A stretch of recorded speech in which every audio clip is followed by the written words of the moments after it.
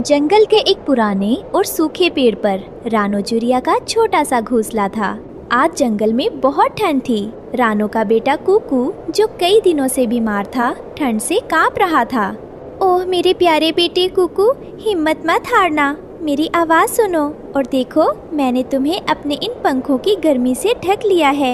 ये ठंड तुम्हारा कुछ नहीं बिगाड़ पाएगी। मैं तुम्हें कुछ नहीं होने दूंगी। तुम बस मेरे पास आराम से सो जाओ मेरे बहादुर बच्चे। माँ, मुझे बहुत दर्द हो रहा है। क्या मैं अब कभी उड़ नहीं पाऊंगा? अरे ऐसी अशुभ बातें क्यों करते हो मेरे बच्चे? ऐसा बिल्कुल मत कहो। तुम अभी ठीक हो जाओगे और हम दोनों साथ में आसमान में सबसे ऊंची उड़ान भरेंगे। मैं अभी इसी वक्त जंगल में जाकर तुम्हारे लिए कोई चमत्कारी दवा और सबसे अच्छा खाना लेकर आती हूँ। तुम बस अपनी आंखें खुली रखना और मेरा इंतजार करना। मैं जल्दी वापस आऊंगी। रानो मदद की उम्मीद में जंगल के बीच पहुंची, जहां सभी पक्षी दाना चुग रहे थे। वहां कालू कौवा और गोरी कौवी मजे से फल खा रहे थे।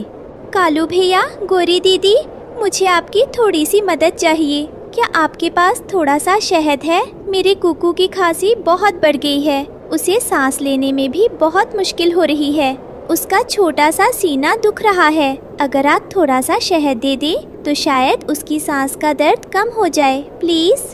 अरे हटो यहाँ से रानो, हम यहाँ अपनी मेहनत का फल खा रहे हैं, कोई खैरात नहीं बांट रहे। बीमार है तो वैद्य के पास जाओ, हमारे पास क्यों आई हो?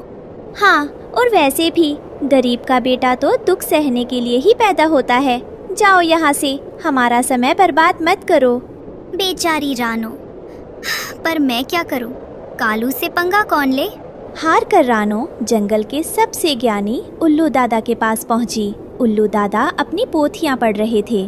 उल्लू दादा, आप तो पूरे जंगल के ज्ञानी हैं। मेरे बच्चे को बचा लीजिए। मैंने हर तरह की जड़ी बूटी खिलाकर देख ली, कोई भी साधारण दवा काम नहीं कर रही है। अगर मेरे बेटे को कुछ हो गया तो मैं जी नहीं पाऊंगी। मुझे कोई रास्ता बताइए दादा। बेटी रानो, कुकू को काली खांसी हुई है। इसका इलाज साधारण जड़ी बूटियों से नहीं होगा। इसके लिए तुम्हें नीलमणि गुलाब का रस चाहिए होगा। नीलमणि गुलाब? ये कहाँ मिलेगा दादा? आप बस मुझे बता दीजिए कि वो कहाँ है। मैं पाताल से भी उसे ले आऊंगी। मैं अपनी जान की भी परवाह नहीं करूंगी। बस मुझे मेरे बच्चे का जीवन दान चाहिए। मुझे पूरी जानकारी दीजिए। वो कांटों वाली घाटी में खिलता है, लेकिन सावधान, वो गुलाब जादुई है। वो सिर्फ उसी के लिए खिलता है जिसके दिल में सच्ची ममता हो। लालची पक्षी उसे छू भी नहीं सकता। कालू कौवा और गोरी कौवी पेड़ के पीछे चुपकर सब सुन रहे थे। उनकी आंखों में लालच चमक उठा। सुना तुमने गोरी? जादुई गुलाब। अगर हम रानो से पहले वहाँ पहुँच गए और वो गुलाब ले आए तो शहर के चिड़ियाघर में उसे बेचकर हम माला माल हो जाएंगे। सही कहा कालू जी। रानो तो वैसे भी धीरे उड़ती है। चलिए हम शॉर्टकट से जाकर वो फूल हथिया लेते हैं। रानो तुरंत उड़ान भरने को तैयार थी, लेकिन वो कुकू को अकेला नहीं छोड़ सकती थी। हाँ, वो अपने पड़ोसी हरिया तोता और हरियाली तोती के पास गई। हरिया भाई, हरियाली बहन, मेरे पास ज्यादा वक्त नहीं है। मुझे अभी इसी वक्त कांटों वाली घाटी जाना है। क्या आप थोड़ी देर मेरे कुकू का ख्याल रखेंगे? उसे अकेला छोड़ने में मेरा दिल कांप रहा है। वो बहुत कमजोर है। आप बस उसके पास रहना। मैं पलक झपकते ही वापस आ जाऊंगी। तुम चिंता मत करो रानो, तुम बेफिक्र होकर जाओ। मैं अभी जाकर कुकू के पास बैठती हूँ। जब तक तुम नहीं आओगी, मैं उसे अपनी आँखों से ओझल नहीं होने दूंगी। हाँ रानो, तुम जाओ। एक माँ की दुआ कभी खाली नहीं जाती। ईश्वर तुम्हारे साथ है। रानो ने उड़ान भरी ही थी कि आसमान में काले बादल छा गए और तेज हवाएं चलने लगी। रानो का छोटा सा शरीर हवा में डगमगा रहा था। नहीं, ये हवा मुझे रोक नहीं सकती। मेरा बेटा मौत से लड़ रहा है। मैं इस तूफान से हार नहीं मान सकती। उड़ रानो, और तेज उड़। बिजली कड़की, लेकिन रानो ने अपनी दिशा नहीं बदली। उसकी आंखों में सिर्फ अपने बच्चे का चेहरा था। दूसरी तरफ कालू और गोरी, जिन्होंने जल्दी पहुंचने के लिए जंगल का शॉर्टकट लिया था, वे लताओं और झाड़ियों में फंस गए थे। कालू जी, ये कैसा शॉर्टकट है? मेरे तो सारे पंख इन झाड़ियों में उलझ गए हैं। मुझे नहीं चाहिए कोई जादुई फूल। चुप कर गोरी, थोड़ा और सब्र कर। वो फूल मिल गया तो हम राजा की तरह रहेंगे। रानो तो इस तूफान में उड़ भी नहीं पाएगी। जीत हमारी ही होगी। अंत में वे डरावनी कांटों वाली घाटी पहुँचे। वहाँ बीच चट्टान पर नीलमणि गुलाब चमक रहा था। शुक्र है भगवान, वो रहा जादुई गुलाब। रुको रानो, हटो यहाँ से, वो फूल मेरा है।